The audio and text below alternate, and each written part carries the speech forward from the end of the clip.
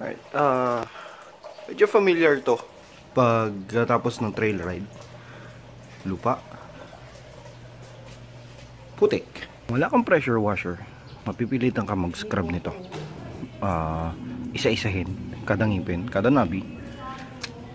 There. So, one way na na-discover ko, well, natutunan ko, is para matanggal siya, magbawas ka ng hangin, up to the point na pag sinakyan mo, hindi siya masisira on both on both tires. And then right off lang and let the dirt fall off the tire. Alright, let's give it a try.